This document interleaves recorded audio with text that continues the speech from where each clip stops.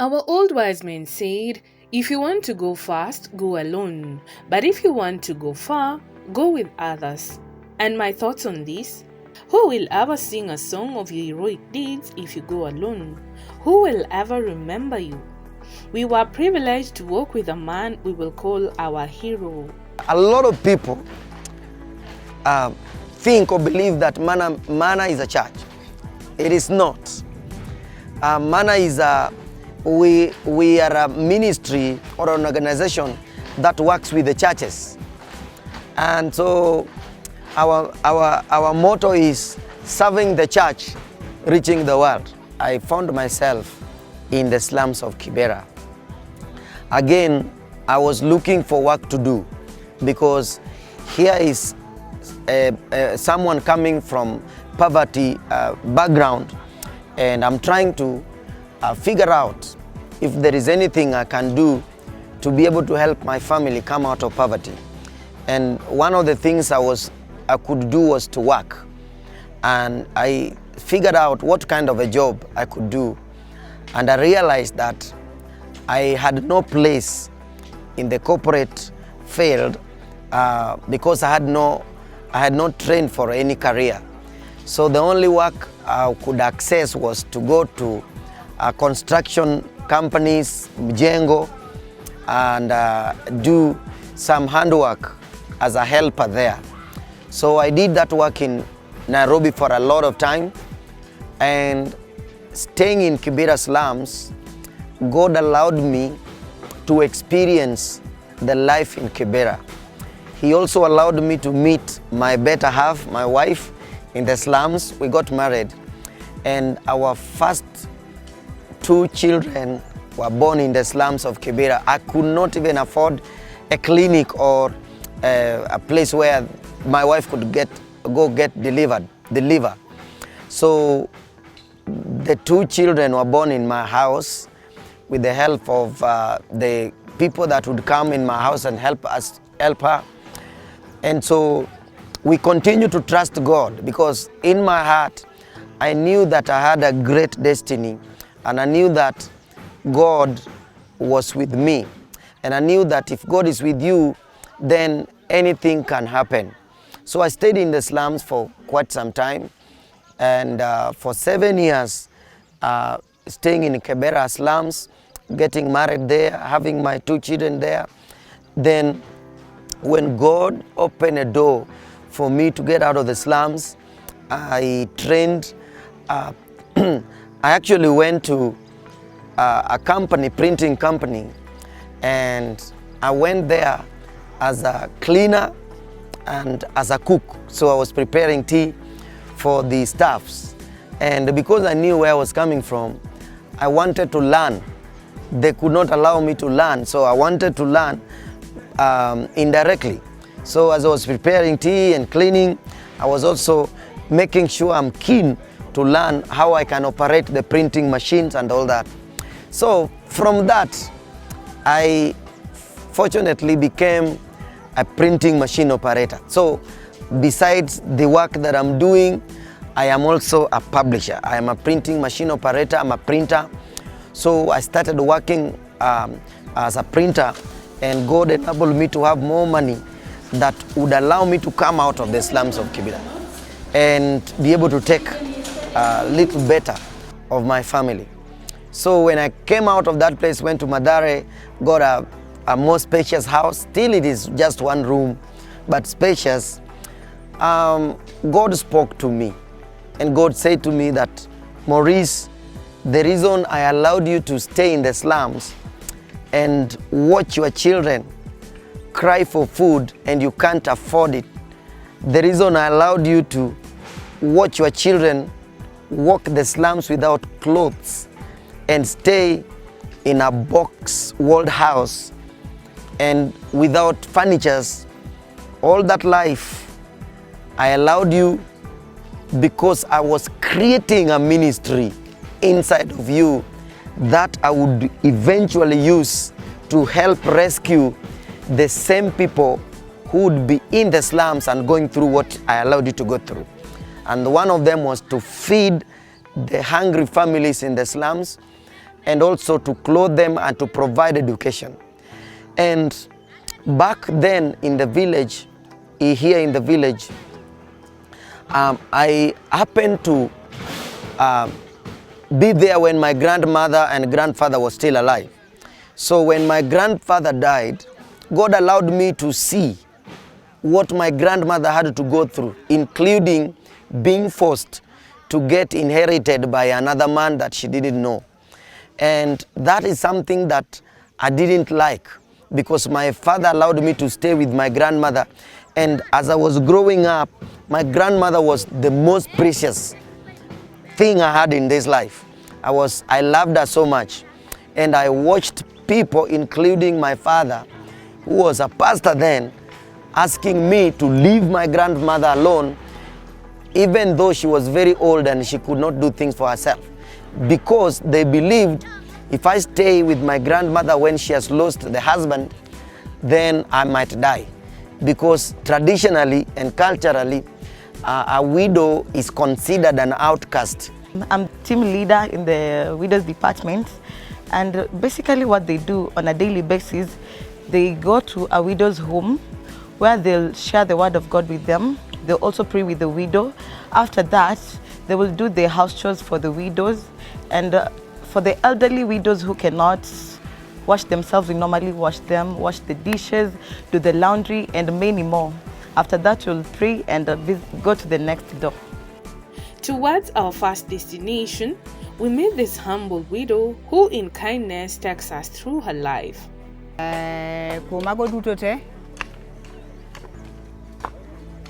Kan mawaya gi nyithindo ariyo. Bang'e no nabet go wadgi. Owadgi na sebet go. Eman wago kuchu kobro go dalaka. An gi nyithindo auchiel. Nyiri adek gi yawuoyi adek. Asebedo ga gi shida dalaka. Koth osebedo kagoya kamano. Asebedo kalame Nyasaye nyaka ochopo odiechieng' ma kawuono.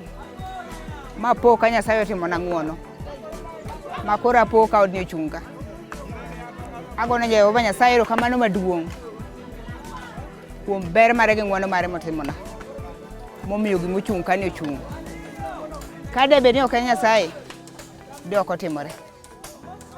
An dhano ok danyal. Omiyo ago erokamano maduong' kendo amor. Aelo odiechieng' ma kawuono. Amor kabisa. Ago erokamano kendo agonu erokamano mang'eny. Nyasaye mondo omed gwedhou. Chieng' moro be udhi timne ng'at machielo kamano. Mimi nimeshukuru kwa sababu najua huyu mwanamke ni mke tu, tuseme aje, mzee wake ni kama alishaaga. Si ni kama alishaaga. Sasa vile mmekuja hivi nashukuru. As we keep walking, Dr. Maurice takes us to a place that reminds him of his humble childhood. As a child, one of the challenges that I undergone was the challenge of getting education. My parents had a lot of children. We were 18 in number. And of course some passed on, but being the firstborn in that family, there was always a challenge seeing growing up in a poverty-stricken family. And so education was not something that I could get, because my parents, they were more concerned about putting a meal on the table versus education. And so I couldn't go to school to the level I wanted. I couldn't go beyond primary school, and I really wanted somebody to help me to get the education. So when my hopes for continuing or pursuing education was dashed, I went to the to Moroni to start working on the sugarcane plantation. I did do that work for some time because that is the only work I could have done without papers. We have 10 good classroom, permanent classrooms. We have a kitchen. We have enough washrooms for the children, and even the facilities for washing hands. As we know, we have so many diseases that can affect these children, so we tend to prevent them before they are attacked with these diseases. We are being treated well. We are given a super lunch. As for now, you can see the children are being served well. They are happy, as you can see around. They are good kids. They work hard in class. They perform, and we really love them. Okay, Manna is a nice facility. It helps many pupils. We are about 430 in this institution. So far, we have 15 teachers who help us a lot. They are like our parents, and we consider them to be our parents. Our boys in class 8, we are being given some pieces of advice that makes us be disciplined. I would like this time to break the record of Kenya certificate of primary education in Manna with 400 and above marks. Manna has an awareness that helps pupils with sanitary towels after every month, because not everybody is capable. In our office, we have some extra sanitary towels in case a girl starts menstruating in school, so she must have that sanitary towel. And the madam teachers always give us those extra ones to take at home, because some parents are not capable, and as a girl, it is very embarrassing for you to start menstruating in school. So the teachers always help us to feel comfortable when we're in class. In this school, we bring up these children, we bring them up at the faith, their faith. It's a faith-based organization. My expectations, I know I will pass the examination. I can describe our school, the best school ever I have seen.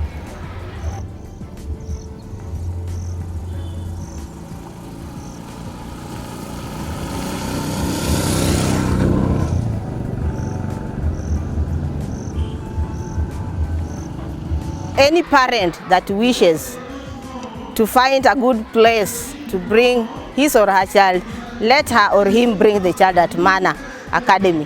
I began in just one mud walled hall. I partitioned it with mats, and I started with about 37 children. And people in the community, my neighbors, they went to the Minister of Education and they said, go look at someone, Maurice. He's gathering our children and giving out porridge to make money, and nothing is going on there. So I started to get calls like, what are you doing there? I'm saying, this is a school. I'm trying to offer education to these children. They can't go to school, even to those other schools. The people coming and saying, we are using this shit. They cannot give what I'm giving to these children. So we left it at that. We started to grow, started to build some Mabati classrooms. They again went and said, when we were growing, they again went to the Minister of Education and say, hey, you know this is someone's personal property. If this guy wakes up and say, I'm closing the school, he will close it. So we are not going to allow Manna Academy to kill our public school, because people are running from the public school to that school. So we have to kill Manna Academy. So the Director of Education sub-county asked this guy, how did Manna perform? And they say it is the first in the zone out of 23 schools. Manna is number 1.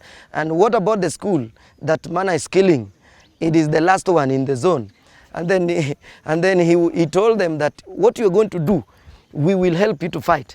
But before we start that war, even us as a sub-county education office, what makes us proud is when our zone performs, because we are also competing with other zones. So now you are telling me to kill what is making me proud, because it is through their marks that we are becoming a talk. So what you are going to do is to help this school to pull up. When Manna comes down and this school is at the top, I will have a level ground, where I can say, you have to leave this school. I would just like to congratulate him for bringing such a good school for us to learn, and I would like to say to him, credit on his forehead. Sometimes while journeying on, we get to a point and feel hopeless, but wait for it. Moses and Jesus walk straight to your door. My parents, they are one of the people that have motivated me. As I was growing, I saw them as ministers of the gospel because my dad died as a bishop. And I saw him do things for God that even when he had nothing, he still would have gone out and served God with everything that he had. I watched them teach us to live for God even in poverty. Because I said yes, I started to see God cause the ministry to grow. He started to send people to me that I never knew. And he started to use the people who came to me when they go back. He started to use them to speak on my behalf. All over the world, in Europe, in America, they started to speak on my behalf. They started to say, if there is anyone you can trust in Africa, it is someone called Maurice. So I'm confident in what I do because I know I have a backing, heavenly backing. As long as I have a heavenly backing, I'm good to go. I'll keep soldiering on. Dr. Maurice has got a heart that bleeds for the needy and vulnerable and can't rest in his own works, but also believes in supporting other organizations.